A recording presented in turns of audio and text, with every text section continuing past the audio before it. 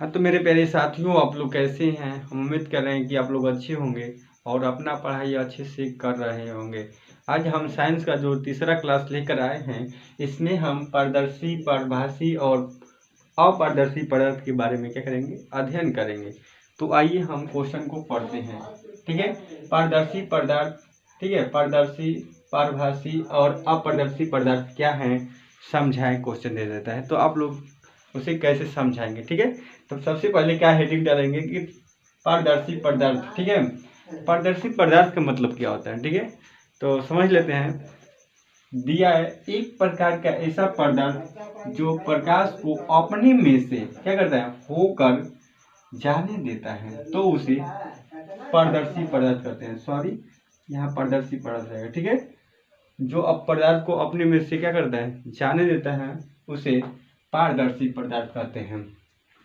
ऐसे में हो जाएगा, देख लीजिए यहाँ पे, कांच हो गया, पानी हो गया, हवा हो गया। ठीक है, यही तीन पदार्थ हैं जो प्रकाश को क्या करते हैं, अपने में से होकर जाने देते हैं, एकदम पूरा पूरा जाने देते हैं। जैसे में हम दिखा दे रहे हैं फिर से फिल करके। ठीक है, यहाँ हम एक कांच लिए, कांच मतलब शीशा होता है। ठीक है, एक हमने शीशा लिया और शीशे के अंदर देखिए यहाँ पे, यहाँ बल्ब जला रहे हैं, बल्ब जला रहे हैं, जल रहा है ना, बल्ब जल रहा है ना।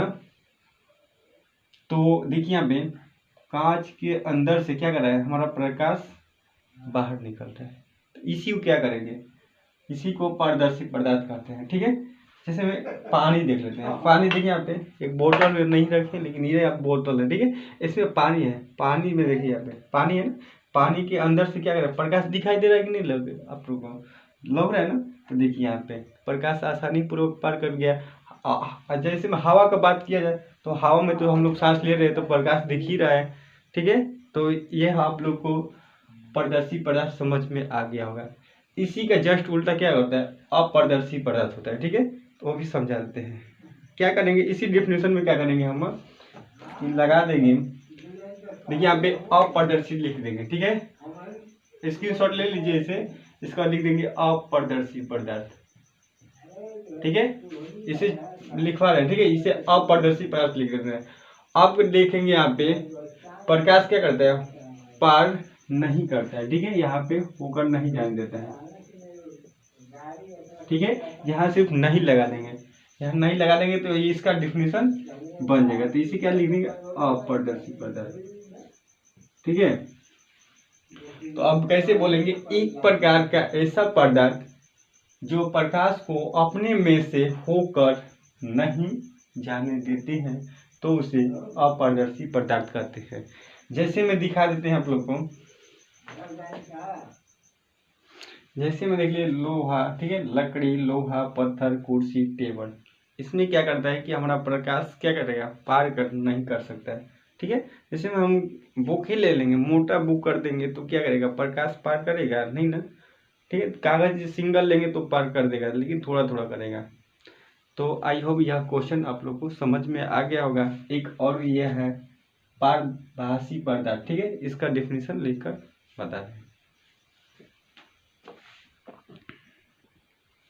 तो देखिए यहाँ पे अपारदर्शी पदार्थ। ठीक है, अपारदर्शी पदार्थ किसे कहते हैं, कोई क्वेश्चन बोलेगा कि अपारदर्शी पदार्थ किसे कहते हैं, तो आप लोग कैसे बोलेंगे, एक प्रकार का ऐसा पदार्थ, ठीक है, जिन पर पड़ने वाले प्रकाश के एक छोटे से, ठीक है, भाग को अपने में से होकर जाने देते हैं। ठीक है, कहने का मतलब यह है कि एक प्रकार का ऐसा पदार्थ है जो प्रकाश को एक छोटे से भाग को अपने में से क्या करते हैं, होने जाने देते हैं। जैसे में देख लीजिए, घिसा हुआ कागज, ठीक है, तेल लगा कागज, सॉरी, घिसा हुआ कांच, तेल लगा कागज, आँख की पलक और रख दूध, घना धुआं। ठीक है, और घना बादल भी हो सकता है। तो देखिए यहाँ पे घिसा हुआ क्या कर रहा है, कांच, मतलब हम लोग शीशा, इस जो हमने कांच लिए हैं इसको रगड़ देंगे। ठीक है, रगड़ कर क्या करेंगे, बल्ब जलाएंगे तो थोड़ा क्या करेगा, कम कर देगा अपना। ठीक है, प्रकाश को क्या करेगा, थोड़ा कम बाहर फेंकेगा। ठीक है, और तेल लगा कागज, और कागज को हम तेल में डुबो कर हम लाइट मारेंगे तो उसमें भी क्या करेगा, प्रकाश कम जाएगा। ठीक है, और पानी से देखिए यहाँ पे, पानी से भी कागज को भीगे देते हैं। देखिए यहाँ पे हमने रबी कागज लिया,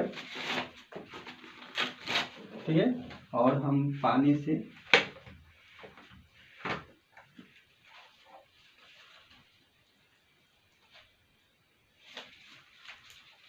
देखिए यहाँ पे पानी से क्या किया, भिगो दिए। भिगोने के बाद क्या करेंगे, इस पे बल्ब जलाएंगे।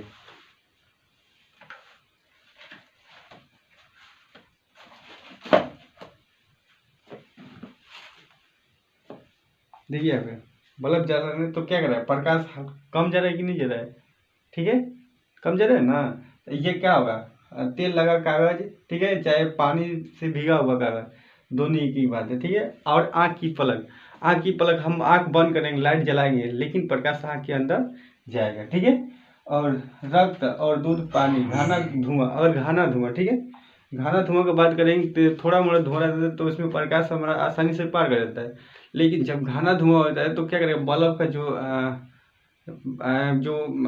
इसका क्या कहलाता है, जो बल्ब का जो प्रकाश होता है, वो घाना धुआं की वजह से क्या करेगा, फैलेगा नहीं, ठीक है। और इत्यादि तो आप लोग समझ गए होंगे इसका अर्थ क्या होता है, ठीक है। अपारदर्शी पदार्थ, पारभासी पदार्थ, पारदर्शी पदार्थ का मतलब समझ गए होंगे आप अच्छे से, ठीक है।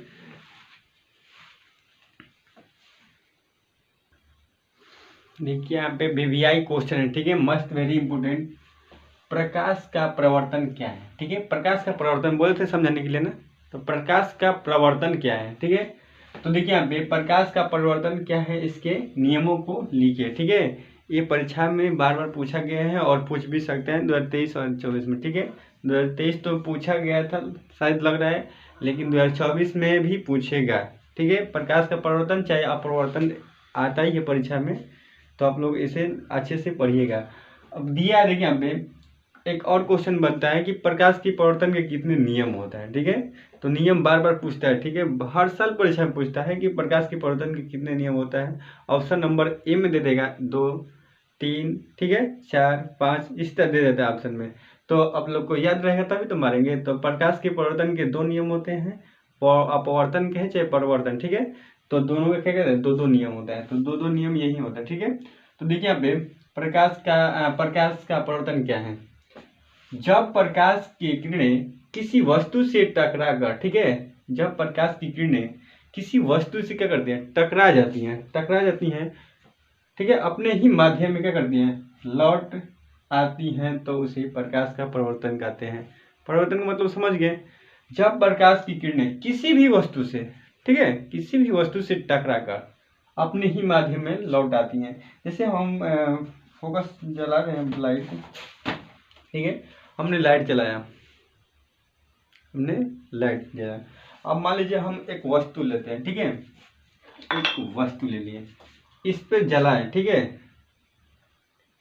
तो ये अपने ही माध्यम में फोकस लौटा रहा है। देखिए यहाँ पे हमारे आंख पे पड़ रहा है, ठीक है, ये शीशा नहीं है, लेकिन क्या कर रहा है कि हमारे आंख पे पड़ेगा, तो अपने ही माध्यम में लौट आती हैं। जैसा कि हमने एक दर्पण लिया, ठीक है, देखिए यहाँ पे इस फोकस को जलाएंगे, फोकस जला दिए, यहाँ पे देखिए यहाँ पे हमने लाइट को जला दिया, लाइट को जलाने के बाद इसको क्या कर रहा है कि अपने ही माध्यम क्या कर रहा है, लौट आ रहा है ना, देखिए लौट आ रहा है, यहाँ पे दिख रहा होगा बोर्ड पे आप लोगों को, ठीक है। तो इसी लौटने की प्रक्रिया को प्रकाश का प्रवर्तन कहते हैं, ठीक है। तो आप लोग समझ गए होंगे। देखिए यहाँ पे इसके 2 नियम होता है, कौन कौन होता है, तो आपतित किरण, परावर्तित किरण, ठीक है, आपतित किरण, परावर्तित किरण भूल गए यहाँ पे, तथा आपतन बिंदु पर खींचा गया लंब, तीनों एक ही समतल में होती है, ठीक है। कहने का मतलब एक डायग्राम है, डायग्राम मतलब यहाँ पे जगह नहीं था, नहीं बनाया है। तो आपतित किरण, परावर्तित किरण तथा आपतन बिंदु पर खींचा गया लंब तीनों एक ही समतल में होता है। अब नंबर 3 है आपतन कोण। देखिए यहाँ पे आपतन कोण परावर्तन कोण की क्या होता है, बराबर होता है। तो आप लोग समझ गए हैं कि आपतन कोण परावर्तन कोण क्या होता है, बराबर होता है। एक बार और दोहरा लेते हैं, प्रकाश के प्रवर्तन के कितने नियम होते हैं, प्रकाश क्या है, इसके प्रवर्तन के कितने नियम होते हैं, ठीक है। तो प्रकाश क्या है, प्रकाश वह कारक है, ठीक है, प्रकाश नहीं है, प्रकाश का प्रवर्तन है। तो किसी वस्तु से टकराकर अपने ही माध्यम में लौट आती हैं तो उसी प्रकाश का परावर्तन कहते हैं। इसके दो नियम होते हैं, ठीक है। आपतित किरण, परावर्तित किरण तथा आपतन बिंदु पर खींचा गया लंब तीनों एक ही समतल में होता है। नंबर 2, आपतन कोण परावर्तन कोण के क्या होता है, बराबर होता है, ठीक है। तो ये समझ में आ गया। इसका डायग्राम बनाकर समझाते हैं। हमने डायग्राम बना लिया, ठीक है। देखिए यहाँ पे आपतित किरण का मतलब क्या होता है, ठीक है। आपतित किरण मतलब जो देखिए प्रकाश को क्या कर रहे हैं, आपतित कर रहे हैं, यानी पहुंचा रहे हैं। यहाँ पे ये दर्पण है, ठीक है। आपतन बिंदु, ये आपतन बिंदु है। ये समतल एक दर्पण है, दर्पण जो शीशा होता है, ठीक है, समतल शीशा है। करके आपतित किरण, आपतित किरण मतलब कोई प्रकाश, यहाँ से हम प्रकाश लाइट यहाँ जलाएं टॉर्च, ठीक है। यहाँ से क्या करें, टॉर्च जलाएं, टॉर्च जलाएं। तो जलाने के बाद क्या करेंगे, इससे इसका फोकस जा रहा है यहाँ पे दर्पण पे, दर्पण पे टकराने के बाद क्या कर रहा है, ये पुनः इधर जा रहा है ना।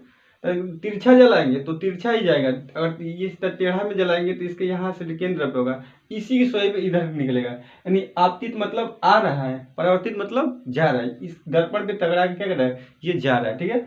आपतित किरण, परावर्तित किरण तथा अपतन बिंदु पर खींचा गया लंब तीनों एक ही समतल में होती है। हो रहा है कि नहीं हो रही है, ये भी इसका है, ठीक है।